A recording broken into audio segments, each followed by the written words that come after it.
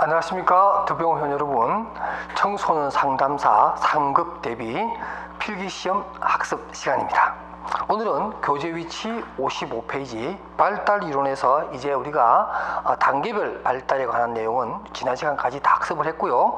오늘 이 시간에는 이제 발달에 있어서도 항목별로 발달의 내용들, 그러니까 어떠한 내용이 어떤 식의 발달이 이루어지는가 하는 것들이 내용 중심의 어떤 항목 중심의 발달 내용들을 살펴보는 그런 시간을 갖도록 하겠습니다.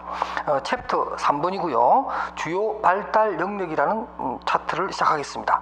55페이지 제1절에 보면 신체 운동 발달 영역을 살펴보는데, 먼저 신체 변화는 우리가 출생 시부터 이제 어떤 뭐 체중이랄까 키랄까 이런 것들이 변화가 되는데, 대표적인 항목으로서 일반적으로 체중과 평균 신장에 관해서 보면 남아의 경우에는 태어날 때 보통 3.4kg가 표준 체중이라 그러고요. 신장은 51.4cm 이렇게 참 귀엽네요, 그죠? 51.4cm가 되겠고, 여아의 경우에는 남아에 비해서 조금 체중이나 키가 좀 적습니다. 그래서 여자의 경우에는 3.24kg, 그 다음에 평균 시장은 50.5cm, 이 정도의 사이즈 정도는 여러분들 좀 알아두시기 바랍니다. 뭐 나중에 이제 폭발적인 성장을 하겠습니다만은, 그 다음에 또 뇌와 신경계의 변화 내지는 성장이 있는데요. 거기 보면 뇌의 구조와 기능,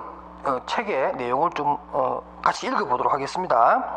출생 시의 뇌는 성인의 뇌의 약 25%밖에 되지 않지만 1년 사이에 65%, 2년 사이에 75%, 그리고 만 6세가 될 때는 약 90%의 성장을 함으로 해서 만 6세가 되면 거의 이제 성인의 뇌의 크기와 용량하고 비슷해진다, 이런 얘기입니다.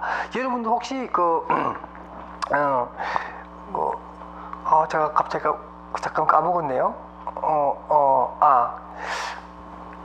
어떤 보니까 학원 이름이 G1230인가요? 이런 학원이 있더라고요. 그래서 이 학원에 도대체 이게 G1230이 뭘까? 좀 학원 이름이 좀 독특하잖아요. 뭐 제가 특정 학원 이름을 좀 말씀드려서 좀 죄송한데, 그래서 하여튼 G1230을 얘기하려고 합니다. 그래서 어떻게 학원 이름이 G1230인가 이렇게 물어봤더니 이게 그람 1230이라는 뜻입니다. 그러니까 1230g이라는 거죠. 이게 뭐냐면 그 아인슈타인이라는 분 있죠. 세계적인 전체 물리학자이셨던 이 아인슈타인의 뇌 용량이 아마 1230g이었나 봅니다. 그래서 그 아인슈타인의 뇌 용량을 학원 이름으로 이렇게 해서 쓰는 그런 학원을 제가 본 적이 있는데, 바로 이 얘기입니다. 그래서 이러한 그 뇌 용량이 이미 이제 만 6세가 되면 그 90% 정도가 성인의 뇌 용량과 같아진다, 이렇게 설명이 됩니다. 그리고 이러한 뇌 구조에는 뇌관과 변연계로서 구분이 되는데요. 뇌관에 보게 되면은 뇌교라고 하는 것이 있고 연수라고 하는 것이 있다. 뭐 이게 사실 뭐 시험에 딱 나오지는 않지만 간혹 이게 지문에 다음 중에 뭐 용어에 대한 설명이다, 뭐 이렇게 좀 적절하지 못한 것은 해가지고 뇌관에 대한 설명이라든가 또 하부 내용으로서 뇌교 또는 연수에 관해서 나오기도 합니다. 특히 연수와 같은 경우에는 척수의 상단에 존재하며 생명과 관련된 반사 기능을 조절하는, 그러니까 이 연수라고 하는 것의 가장 큰 기능은 반사 기능을 관장한다라는 거죠. 그래서 연수에 대해서도 여러분들 좀 개념을 잡아주시고요. 그 다음 이제 변연계로서 여러 가지 동기 행동이라든가 정서 행동 또는 저장 기능에 관여하는, 우리가 보통 해마에 해당되는 이런 것들이 변연계에 해당된다, 이렇게 여러분들이 꼭 알아두시기 바랍니다. 그 다음 이제 신경계의 발달도 기출 문제에서는 아주 중요하게 다루고 있는데요. 특히 이제 시냅스라든가 수초라든가 또는 우리 말초 신경계를 이루고 있는 여러 가지 시냅시스 내지는 이런 뭐 축색돌기 이런 것들도 시험에 잘 나오는데 한번 살펴보도록 하겠습니다. 시냅스의 생각입니다. 시냅스라고 하는 것은 축색돌기와 수상돌기. 자, 축색돌기와 수상돌기, 여러분 아마 뭐 고등학교 때 뭐 생물학 시간에 좀 배웠을 것이고, 또 심리학을 따로 공부하셨다면 심리학 앞부분에서 이런 감각기능 기관을 소개할 때 축색돌기, 수상돌기라고 하는 것을 여러분 아마 그림으로 많이 보셨을 겁니다. 있습니다. 이 두 가지의 돌기가 만나는 연결고리로서 화학물질을 방출하여 정보를 전달하는 역할. 우리 일반적으로 뭐 뜨거운 것을 느낀다든가 뭐 아픔을 느낀다든가 하는 것들은 이런 신경계가 발달되어야 가능한 얘기인데, 그 중에서도 시냅스라고 하는 이 기관이 있어야 된다는 거 꼭 기억하시고요.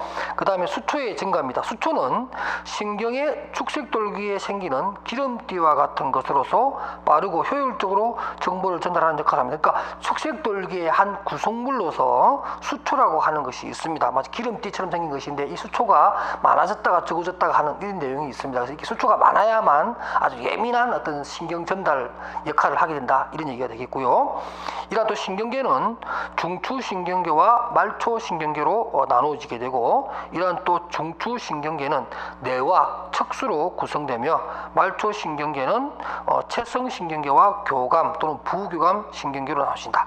참 우리 청소년 상담사 공부 참 공부할 능력이 굉장히 넓죠, 그죠? 그래서 이게 뭐 신경계까지도 마치 뭐 의학 공부하듯이 이렇게 해야 되는데 어쩔 수 없습니다. 인간의 발달 전반적인 것을 다 다루다 보니까 이런 뇌라든가 신경계라든가 이런 것들이 또 우리 학습 내용에 포함될 수밖에 없는 것이고, 또 이런 것이 하나 뭐 또 잘못됐을 경우에 또 질병이랄까 또 발달 부진의 문제가 되기도 하고 원인이 되기도 하죠. 그러니까 우리가 인간의 행동을 잘 규명하고 인간의 행동의 원인을 잘 이해하려면 이러한 감각적인 부분에 대한 내용도, 기본적인 내용은 학습이 돼야 되니까 이것도 학습을 합니다.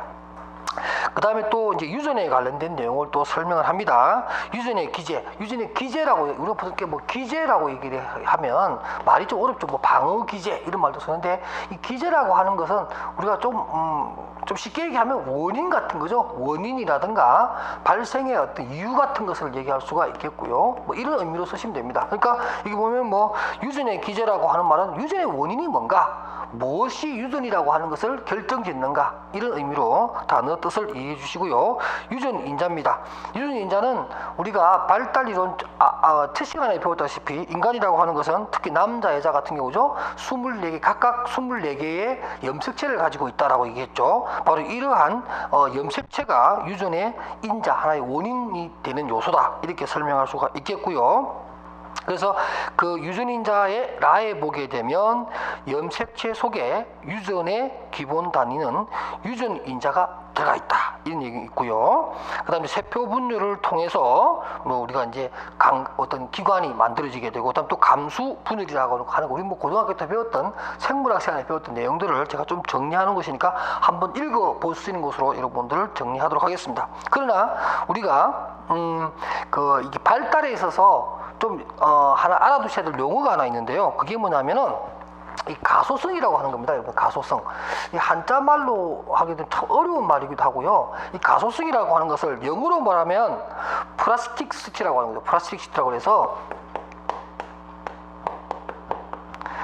시티라고 해서, 우리가 왜 플라스틱이라고 했죠? 플라스틱. 우리 일반적으로 왜 이제 뭐 여러 가지 용기를 만든다든가 아니면 뭐 이렇게 플라스틱으로 제품들이 많잖아요. 이 플라스틱을 영어로 우리가 한글로 얘기하면 가소성이라고 하는데, 한문입니다. 이 소자가 굉장히, 이거 가짜는 우리가 보통 뭐 가능하다고 할 때 가짜가 되겠고요. 소자는 한문이 좀 어렵습니다. 제가 좀 잘 못 쓰는데, 이렇게 월 쓰고 그 다음에 톡이 흙을 빚어서 이렇게 뭐 용기를 만든다, 이런 얘기인데, 이 가소성이라고 하는 그런 개념으로 우리가 설명이 되는데요.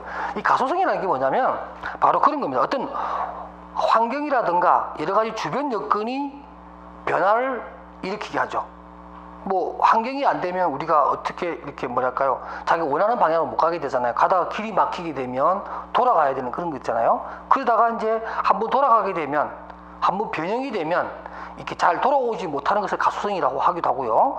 우리가 왜 일반적으로 어떤 그 금속이라고 하는 그 소재를 가지고 무슨 물건을 만들 때 우리가 왜 금속이라고 하는 것이 좋으냐면, 이게 구부려 가지고 예를 들면 밥그릇을 만들었습니다. 밥그릇을 만들었는데 원래 철판이란 말이에요. 철판이었는데 이 철판을 어떻게 구부려서 이렇게 딱 그릇을 만들게 되면 가만히 놔두면 다시 철판으로 돌아가나요? 안 돌아가죠.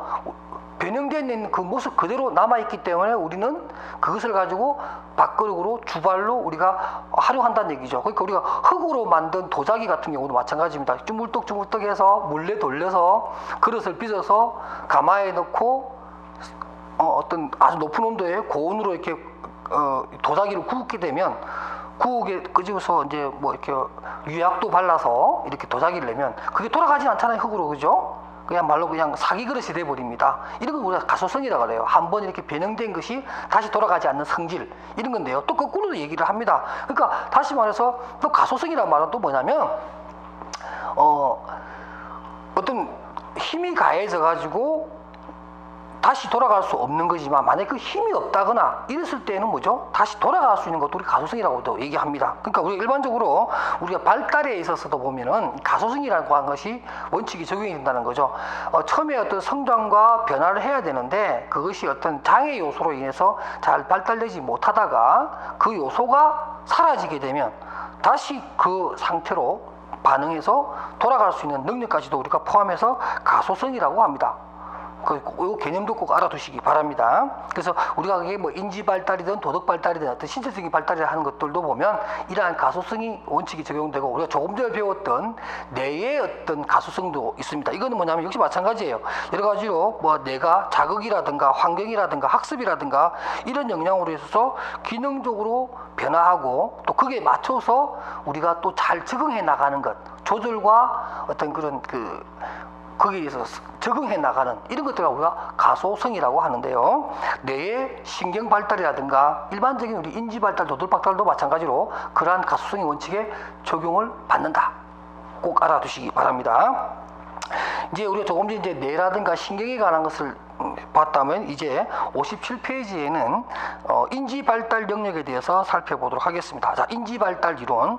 자, 인지 발달 이론이란 무엇이냐? 개념부터 한번 제가 책을 보면서 설명합니다. 인지 발달이란 코그니티브죠. 코그니티브. 인지 발달이란 인간의 지적 능력이 환경과의 상호작용을 통해 어떻게 발달되어 가는가의 과정이며, 인간은 환경과의 적극적인 상호작용을 통해서 자신의 인지구조를 재구성해 나간다. 다시 말해서 가소성해 나간다. 이렇게 설명할 수가 있겠습니다. 인지발달과 관련된 아주 대표적인 세계적인 학자로서 여러분 잘 알고 있는 피아제라는 분이 계십니다. 이 피아제는 인지발달론의 구조론적 인식론에 기초를 두어서 아동은 능동적으로 자기 자신을 구성할 수 있을 뿐만 아니라, 또한 인간의 지식과 지능은 개인과 환경 간의 상호작용에 의해서 그 개인 내부에서 점차적으로 구성되어져 간다라고 하는 구성주의, 기능주의가 아닌 구성주의 개념에서 인간의 인지 발달을 설명했고요. 일반적으로 좀 단계적으로 끊어지게 설명합니까? 어떤 순차적인 것보다는 어떤 단계에는 어떤 인지가 생기고 어떤 단계에는 어떤 인지가 발달되고, 이렇게 조금 이렇게 단면이 있는, 끊김이 있는 절단된 발달 이론을 제시한 대표적인 학자라고 할 수가 있습니다. 특히 이런 언어 발달 같은 경우에도 이러한 인지 발달에 의해서 유관하게 의존해서 이렇게 발달된다, 이렇게 주장하신 분입니다. 기출 문제에서는 이러한 피아제의 인지 발달 이론에 관해서 설명하면서 이론적으로 이런 가정을 두고 있다라고 얘기합니다. 예를 들면 인지 발달은 질적으로 다른 단계들로 진행된다. 제가 조금 전에 단절되어 있다라고 했죠. 그러니까 어떤 하부 조직이 발달되고 자연스럽게 연결된 상부 조직이 발달되는 것이 아니라, 하부는 하부대로 발달되고 상부는 상부대로 발달되고 또 그 위에는 또 그 위대로 발달되고 해서 어떤 연속성이라기보다는 좀 단절되어 있다라고 하는 이론적인 그런 개념을 가정으로 내세우고 있고요. 그러니까 비요석적인 이론 체계를 가지고 있습니다. 그 다음에 또 두 번째가 전 단계를 성공적으로 거치지 않으면 다음 단계로의 진입이 불가능하다라고 해서, 우리가 어떤 가역성과 관련된 것들이죠. 돌아갈 수 없다라는 뜻입니다. 그러니까 그 단계에 할 것은 반드시 그 단계에 발달이 돼야 된다, 이런 얘기라고. 그것이 이제 그 다음 단계의 어떤 기초가 된다, 이렇게 설명했고요. 그 다음 세 번째는 교육에 의해 다음 단계로의 이행이 촉진될 수 없다라고 하는 겁니다. 그러니까 이것은 뭐냐면은 억지로 할 수 없다라는 거죠. 억지로 할 수 없다. 억지로 어떤 교육이라든가 인위적인 작동에 의해서 인간의 어떤 발달이 이행이 되는 것이 아니라, 어떤 자연적인 발달 어떤 그런 메커니즘에 의해서, 발달 메커니즘에 의해서 되는 것이지, 억지로 인위적으로 교육이라든가 이런 것을 통해서 그 어떤 발달의 시기를 조정하거나 조절할 수 없다, 변경할 수 없다, 이런 얘기를 가정으로 두고 자신의 인지 발달 이론을 설명을 합니다. 그 내용을 보게 되면 주요한 개념으로 바로 동화와 조절이라고 하는 두 가지 개념을 아주 강조합니다. 피아제 이론에서 가장 중요한 개념 중 하나가 바로 동화와 조절인데, 동화라고 하는 것은 이런 겁니다.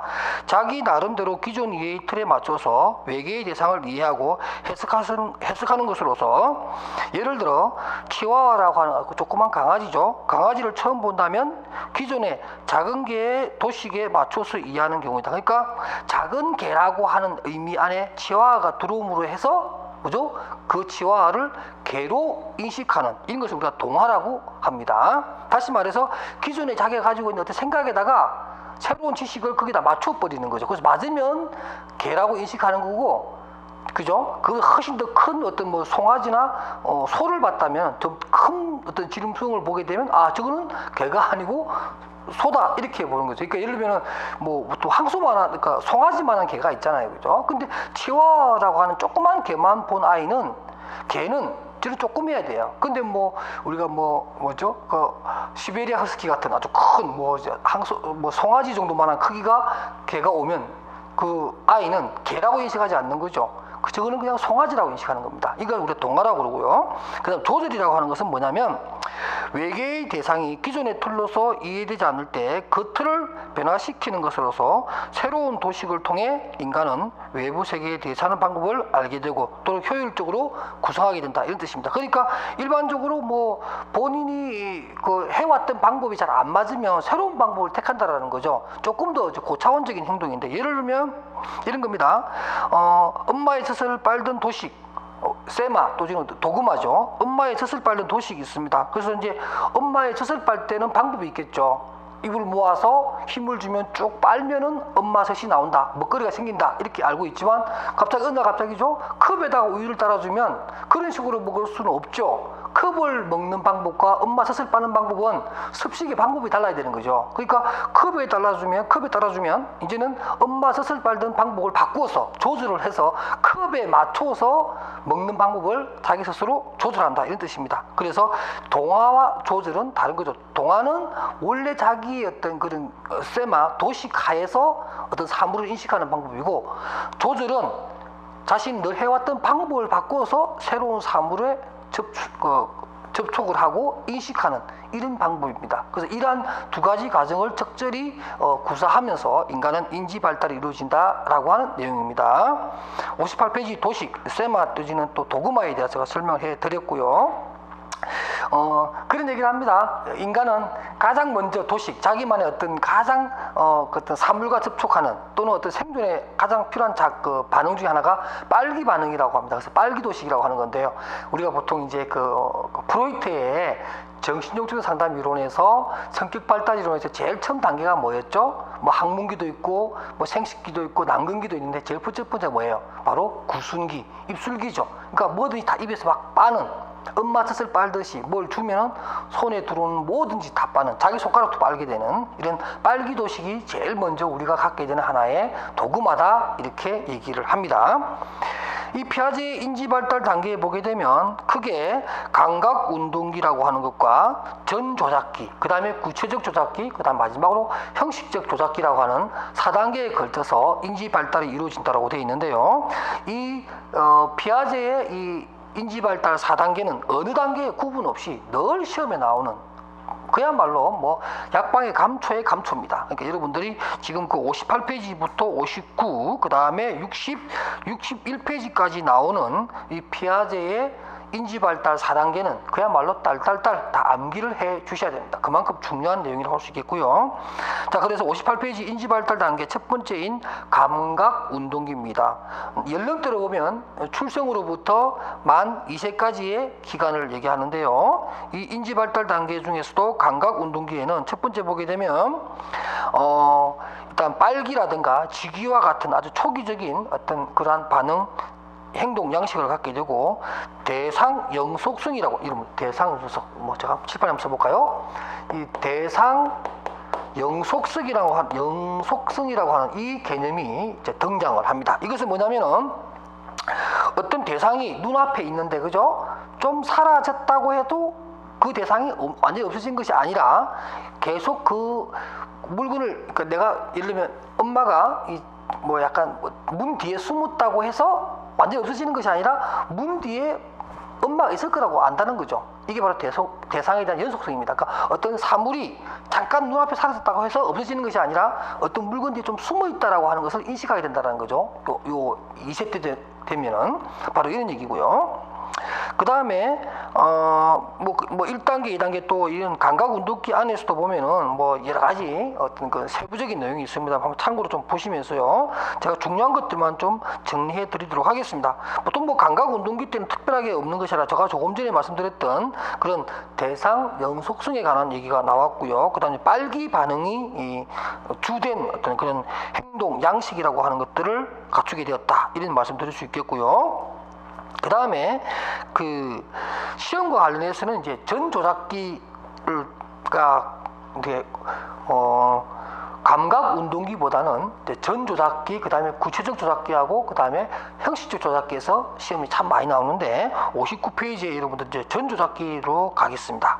전조작기 보면은 이런 얘기입니다. 2세에서 7세 사이에 해당되는, 그러니까 취학 전 아동까지의 그 기간을 말하는데요. 이때는 그 위에서 한 7번째 보면 제가 검은 부분에 양가로 1번에 있죠. 교재 보게 되면 전조작기에 해당하는 2세, 7세 사이의 아동들은 언어를 사용하게 되면서 사물이나 사건을 기억하고 또 표현하는 능력이 가능해지게 됩니다.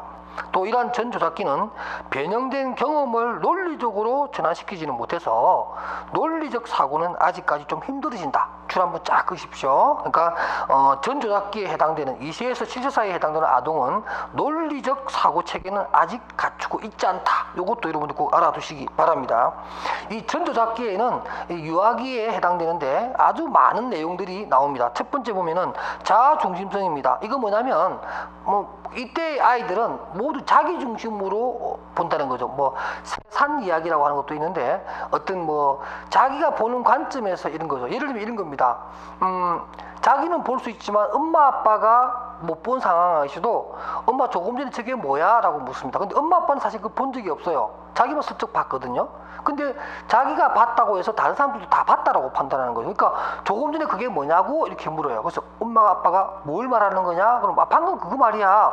근데 엄마 아빠는 볼 수가 없었거든요. 근데 이 아이는 자기가 봤기 때문에 엄마 아빠도 그걸 봤다고 판단하는 거죠. 그래서 조금 전에 그게 뭐냐라고 묻는 거예요. 엄마 아빠가 대답을 안 하면은 막 울고 막 보채죠. 방금 그게 뭐냐고. 근데 엄마 아빠는 답답한 거예요. 본 적이 없는데. 이런 건 뭐냐면 바로 자기 자아 중심성 때문에 그런 거예요. 자기가 보고 맛보고 경험한 것은 다른 사람들도 다 그렇게 했을 거라고 생각하는 이러한 얘기를 할 수 있고요. 그다음 상징놀이라고 해서 이제 이러한 그 전조작기 때에는 여러 가지 이제 놀이도 하게 됩니다. 또 뭐냐면은 어떤 뭐 자기가 그 애기를 뭐 베개 같은 거 이렇게 뒤에 메고 엄마 흉내 내기도 하고 이런 것들도 뭐 병원놀이 같은 거 할 때 보면 상징적인 놀이를 하죠. 그래서 뭐 환자는 아프니까 누워 있고 의사는 치료하는 사람이니까 내가 치료해 줄게 이런 식의 아이들의 놀이에서도 보이는 그런 것들이 있고요. 그다음에 물활론입니다. 물활론 굉장히 중요한데 별표 한 몇 개 하십시오. 이게 뭐냐면 모든 사물에 다 이렇게 막 그 생명이 있다라고 보는 거죠. 그래서 우리가 보통 해가 질 때 엄마들이 그런 얘기 하잖아요. 뭐 이제 햇님도 힘들어서 이제 자러 들어갔잖아. 지금 뭐 해가 지는 거를 햇님도 힘들어서 또는 햇님도 이제 자기 집에 갔으니까 너도 집에 가야 된다. 이렇게 보통 우리 부모님들이 아이에게 얘기하죠. 그러니까 아이들이 뭐든지 다 사물은 생명이 있는 걸로 생각합니다. 우리가 뭐 책상 같은 데도 책상을 누가 막 때리면 책상이 아프지 않니? 이렇게 얘기하잖아요. 그러니까 아이는 책상도 생명이 있는 어떤 그런 물체로 이해한다는 거죠. 물활론.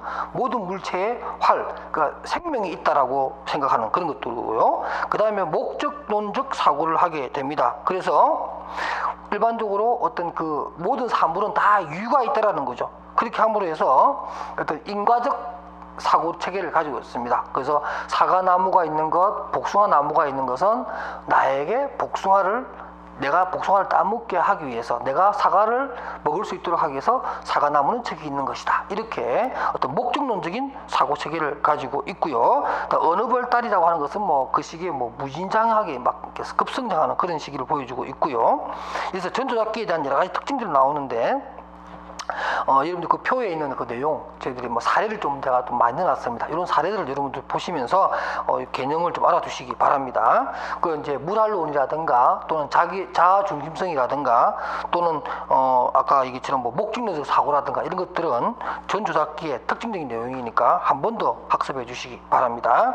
그 다음에 이제 구체적 조작기도 역시 굉장히 중요한데요. 거기 보면 구체적 조작기에 보게 되면 나이는 이제 7세에서 12세, 초등학교 한 3학년까지 일어나는 일들인데 거기 보면 이제 보존 개념이라고 하는 것이 있습니다. 보존 개념. 보존 개념이라는 것은 뭐냐면 우리가 뭐 이런 컵에 물이 있는 이 양하고 그 다음에 요렇게 이제 좀 약간 밑이 넓은 요 물을 그대로 이렇게 부었어요. 그럼 요렇게 되는 거겠죠. 물이 이렇게 쌓이겠죠. 근데 아이들은 이 높이가 높다 보면 이 넓은 부분보다는 높이가 높기 때문에 이 물량보다는 이 물량이 훨씬 더 많다라고 느끼게 됩니다. 이런 것들이 뭐냐면은 보존 개념이라고 하는 것이 뭐냐면은 우리가 양은 그대로인데 보기에 따라서 어떤 게 더 많고 어떤 게 더 적어 보인다라는 거죠. 그래서 이러한 그 구체적 조작기에 들어가게 보게 되면은 이렇게 나옵니다. 물체의 외형상 변화에도 불구하고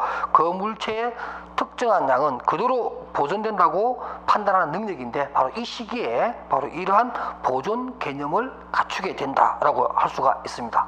그 다음에 그 여러분들 그 바로 이제 그 좀 밑에 여섯 번째 줄인가요? 보면 가역성이라고 있습니다. 가역성. 돌아갈 수 있다는 거. 얼마든지 어떤 그런 그 생각이 좀 탄력성이 생긴다라는 거죠. 아, 이게 아니면 다시 돌아가서 이걸 다시 처음부터 다시 하면 된다라고 하는 이러한 생각도 이 구체적 조작기에는 가능하다 이런 얘기고요. 그 다음에 그 유목화 분류도 가능합니다. 그러니까 어떤 카테고리라든가 유형별로 나눌 수 있는 거죠. 어떤 거냐면 이런 거예요. 유목화 개념이 뭐냐면 예를 들면 고양이, 개, 또 뭐 이런 거는 동물이고, 그죠? 뭐 개나리, 무슨 뭐 산세베리아 또는 무슨 뭐 행운목 이런 거 있나요? 이런 나무 이런 것들은 나무라고 하는 것으로 분리가 가능하다는 거죠. 사물을 하나의 어떤 그런 범주 안에 구분할 수 있는 능력을 우리가 또 유목화 능력이라고 합니다. 뭐 서예라도 가능하고요. 그 다음에 이제 형식적 조작기에 들어가게 되면 12세부터 성인기에 이르는 그 단계인데 이때는 이제 일반적으로 보게 되면 그 61페이지 제가 그 위에 박스가 있습니다. 거기 보면은 뭐 추상적 사고가 가능한 단계이며 눈앞에 보이지 않는 가상적인 가능성도 생각할 수 있고 또 논리적으로 행동을 계획할 수도 있고요. 그 다음에 가설적 또 연역적 사고가 가능하고 피아제는 특히 청소년과 성인의 인지작용에는 차이가 없다고 보았다. 그러니까 청소년 시기가 되면 이미 어떤 사고 체계에 있었을 만큼은 또 인지 발달의 수준에 있었을 만큼은 성인과 똑같은 입장이다 이렇게 얘기했고 또 성인기에는 형식적 조작적 사고가 강화되고 공고화되는 과정에 있다. 이렇게 피아제가 총 4단계의 인지발달 이론을 설명을 했습니다. 다음 시간에는 오늘 배운 내용에 대해서 기출문제가 어떻게 출제되는가 하는 것들을 살펴보면서 그 다음 단계로 넘어가도록 하겠습니다. 오늘도 여러분 수고하셨고요. 열심히 공부하시기 바랍니다. 안녕히 계십시오.